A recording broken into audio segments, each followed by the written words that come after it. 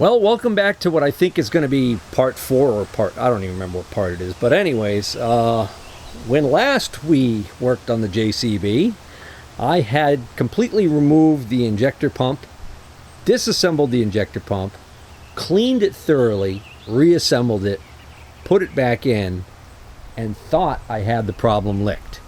And then I drove the tractor away from the house about, I don't know, 300 yards or so.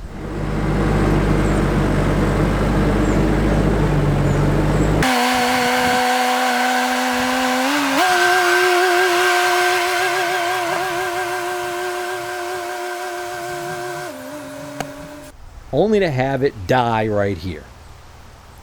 And it's back to exactly what it was doing before, which is it dies, it won't restart, and I can almost guarantee that if I open up that injector pump, pull that pump out far enough, slide that lever over to the idle position manually, it'll probably start right up. So I might end up doing that right now just because I want to start it and see if I can get it back to the yard so I'm not working out here far away from the house and all my tools and everything. But just for the heck of it, I'm going to see, it's been over a week since I've had a chance to mess with this. Just for the heck of it, I want to see whether or not anything happens when I try and crank it. In particular, we're going to be curious to see if any smoke comes out of the exhaust.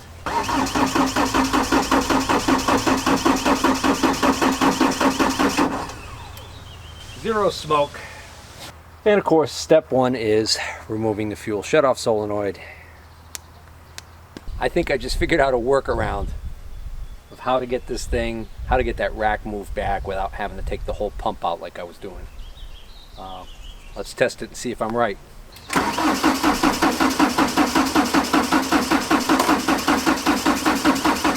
Smoke!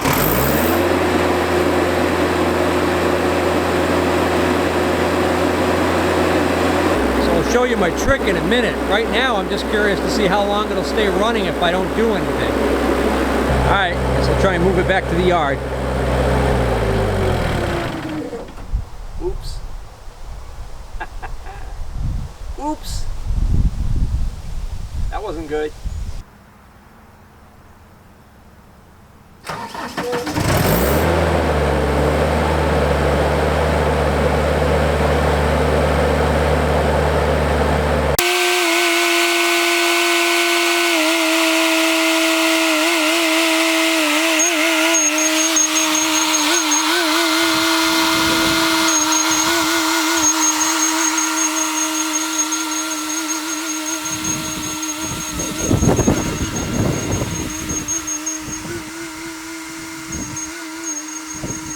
And as long as I leave the throttle up, you can hear it, it's still running. By now, if it was a fuel delivery problem with the lift pump or something else in the fuel system, by now it would have died. The binding shaft for the accelerator pedal is actually working to my advantage. It's acting like almost like a cruise control where it's keeping the pedal depressed. If the shaft wasn't binding right now, the return spring would be pulling it back to the idle position, and with that idle spring being broken, which is what I suspect is going on here, it would die.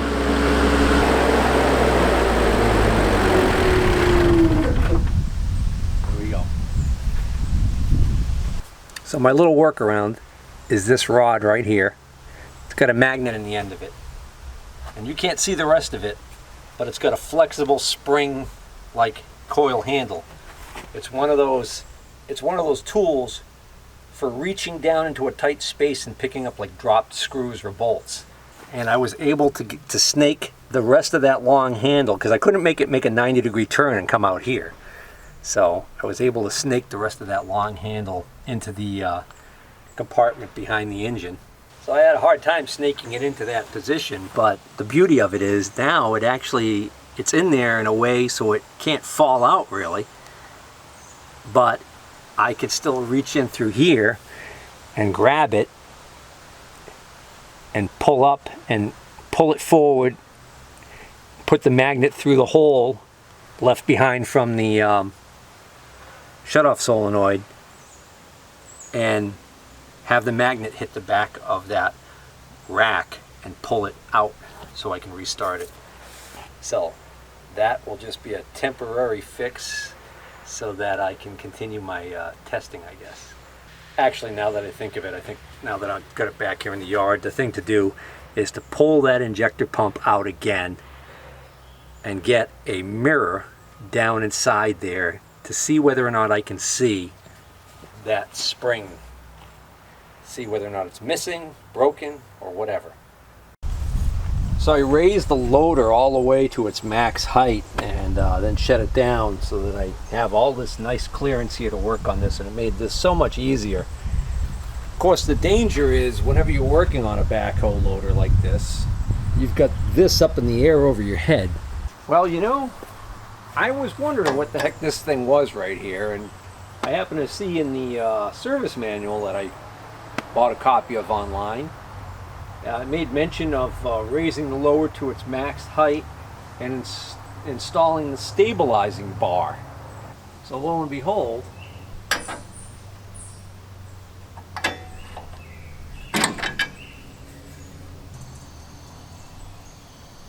this must go in here. So I'm guessing before I figured out that that's the case, the loader has leaked down a little bit. Well, so next time I'll know what to do with this thing. So I decided I'm going to change the I'm going to change the fuel filter as well. I've got this all open. This lever,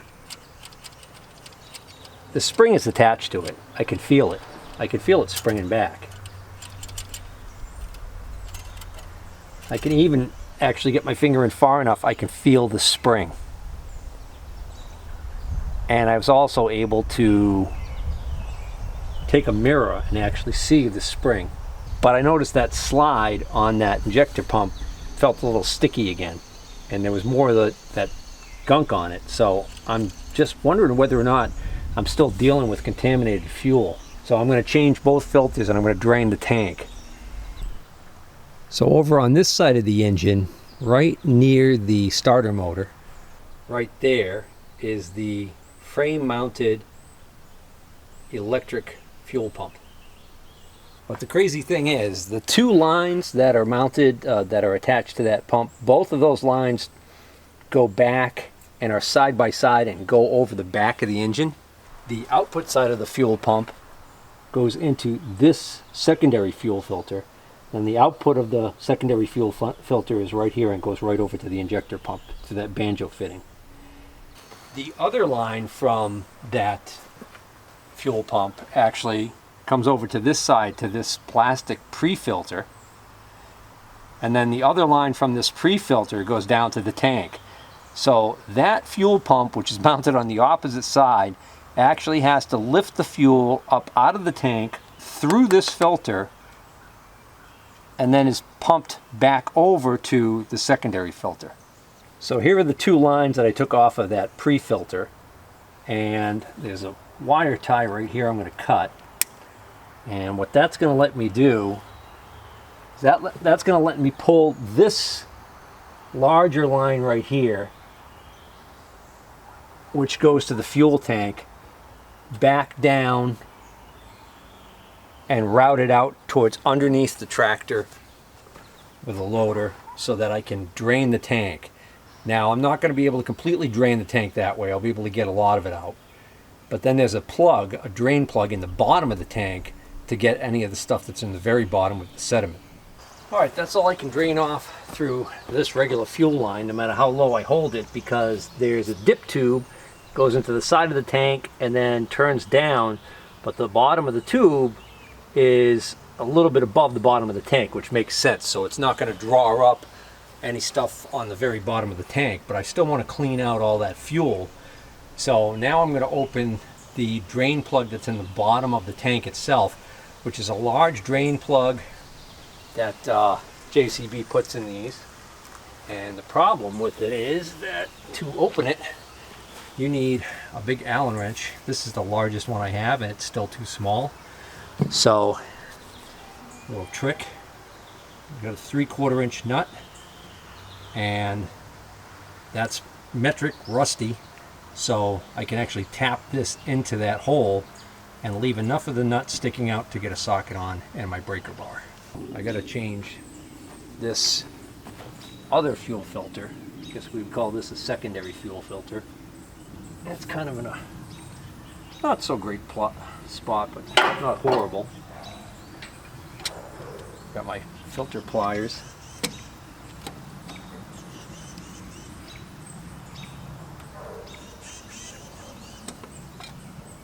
I'm going to get some more gloves. I just washed my hands. Don't really feel like getting diesel all over them. Well, the Napa gold filter replacement that I ended up buying, it's a little bit different. It's got a different style drain on it.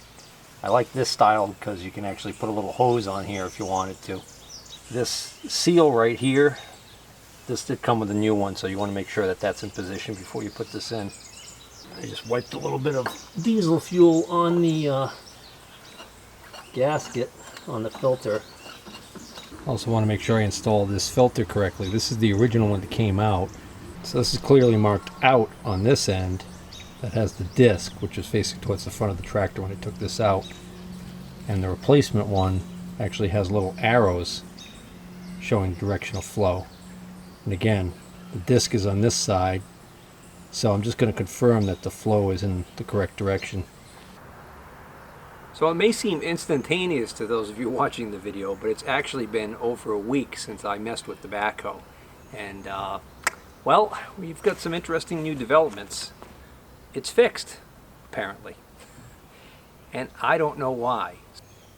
So let me explain what I ended up doing, and then I'll tell you exactly what ended up happening. So what I decided to do was I decided to do some hard maintenance on the fuel system. I replaced the pre-filter, I replaced the main fuel filter, and I also went through draining the fuel tank. And I mean, I drained it really well. I made sure that the tractor was tilted in a way so that I could get most of what was in there drain out. And then with a light, I could see down in there, I could see a lot of sediment and garbage in there. And I ended up using some old diesel fuel that I had to flush the heavy stuff out. Once I got all that out, I used some clean diesel to clean the bottom of the tank out. Then I put the plug back in the bottom of the tank and I put new fuel in there. It was still doing the same thing. It was still, you know, having this problem of it would stall, and then I would have to go and use my little magnetic little stick there for picking up lost tools that I've got stuffed in there to pull that rod back out to get it to start, right? But what I noticed was, if I kept the RPMs up high enough that it seemed to not stall. So as long as I didn't load it down with low RPMs, you know, if I didn't put a load on it that would cause it to stall, it seemed like it would stay running. So I decided, just for the heck of it, to keep the RPMs up higher. Of course, that semi-seized up throttle pedal made it pretty easy. Pushed that down, kept the RPMs up, and then proceeded to drive around with it. And it seemed like it was okay. So then I decided, well, you know, I wanted to push down some of the trash that was in the dumpster to make a little bit of room. And I got a big 4 cubic yard dumpster. So I went over to the property where I keep that, drove over there, fired up the backhoe, and used the backhoe and compacted that stuff in the dumpster, and then drove back here. No problem at all. And that's not like a tremendous distance away. It's probably only about like 1,500 yards away. But the point is, it stayed running the whole time. And then here's the really weird thing. When I drove back up in here into the yard, I then pulled up on the pedal, and son of a gun, if it didn't go back down to a lower RPM, almost an idle, and didn't stall. So then I thought, well, I might be really onto something.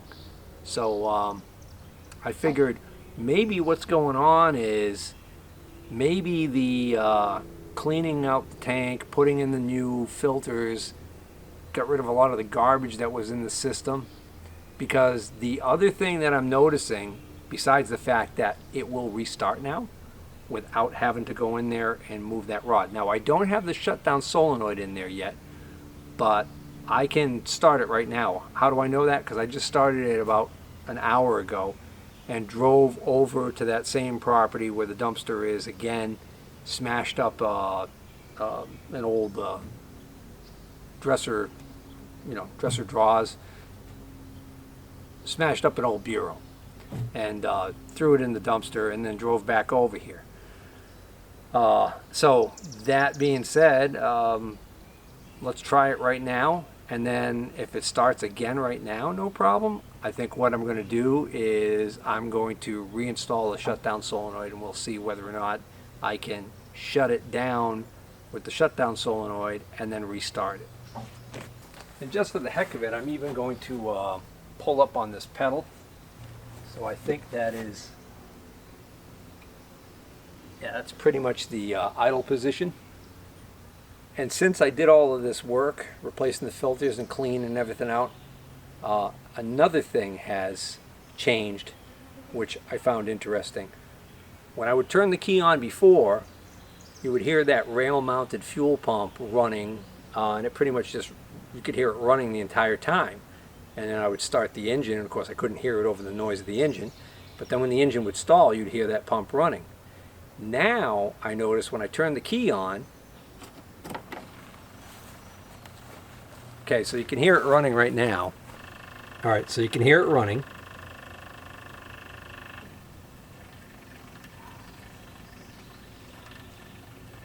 See what happens? It starts to sound a little different.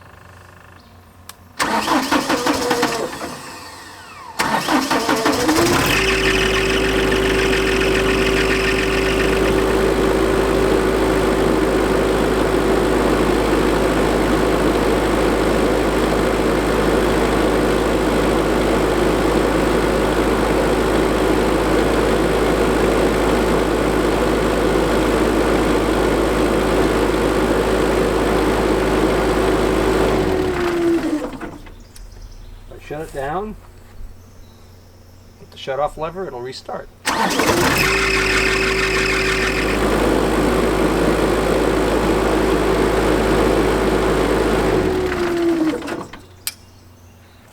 So I'm going to reinstall the shutdown solenoid right now, and we'll see what happens. But before I do, I wanted to mention a couple other things. So two other things I'm noticing.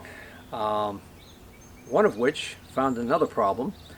The fuel gauge does not work. I now have about 10 gallons of fuel in the tank here, and the fuel gauge is still saying empty. Now, I think I know what's wrong. I noticed when I was cleaning out the tank that inside the tank, in the bottom, laying in the bottom, I could see a plastic little drum-shaped doohickey. It looked like a little toy barrel made out of plastic. And it was kind of translucent, and my theory is that that is supposed to be on the end of the lever on the sending unit, and it has fallen off. Whether or not I could put that back on to repair the sending unit that's in there, or am I going to have to spring for a new sending unit to fix that, I don't know yet. But I do know this, to get the sending unit out, it almost appears like I'm going to have to drop the tank, because the sending unit is right here. I've got my fingers on the top of it, right here. Unless, yeah, no, my luck's not that good. I was going to say, unless the good folks at JCB put a little trap door in here, and then I could just pull up this rubber mat to get to the sending unit. But no, that feels like that is. Feels like that's solid. Not enough clearance to get the sending unit out. So it almost appears like they expect you to drop the tank. And that's going to be an ordeal, because that tank is heavy. I mean, it would be heavy with empty, and with 10 gallons of fuel in it, it's plenty heavy. I don't expect these big honking bolts right here to come out too easily, possibly even snap off. which is a bummer.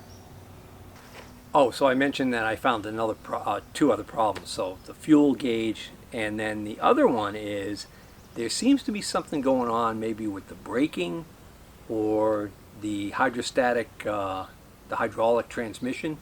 So I was able to shift on the fly, which is just, it's a toggle switch, and you flip it, it goes from low to high, and the thing was going like a bat out of hell. And the weird thing though is the brakes. The brakes have like very little play to them. They do seem to work, but they almost seem to like maybe be sticking or something. So when I just started it just now, did you hear that like whining noise? It's like a hydraulic whine, almost as if like there's a big load being put on the hydraulic pump. Well, that noise goes away when you're driving in gear, and the other weird thing is it tends to go away if you step on the brake. So that's what makes me think that there's something going on hydraulically that I'm not quite understanding. I don't know, it could even be the brakes are dragging, I don't know. Because when you're going along and you put it into neutral, it pretty much comes to a stop. And I'm not positive, but I would have expected maybe to roll a little more unless I was hitting the brakes. Or maybe by default it's supposed to do that, I don't know. Alright, shutdown solenoid's installed and plugged in. And it's working.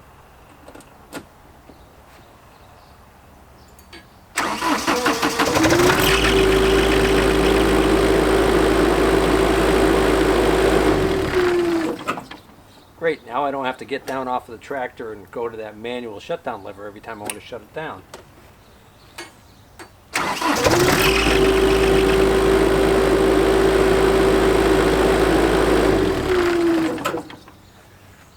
Alright, so I think I've got that issue solved, even though I don't quite understand exactly what ended up happening that fixed it. So I think next time, in the next video, I'm going to go after the electrical problem that is causing it to not start from the key. It's got to be a safety switch or neutral switch or something like that that's going on there. So I'm going to get the wiring diagram and we'll go through that. Well, let me show you again that, let me just show you that noise I'm talking about. What you're going to hear is when I start it up, you're going to hear that howling noise of the pump, and watch what happens when I step on the brake.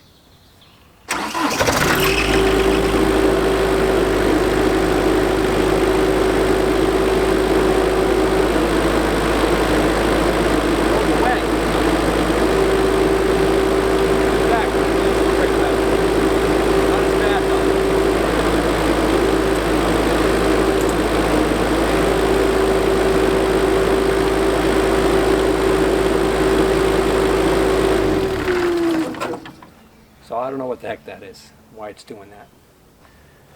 Alright, if you guys are enjoying this video series, please hit the like button. If you're not already a subscriber, please consider subscribing, and please consider sharing the video. Take care.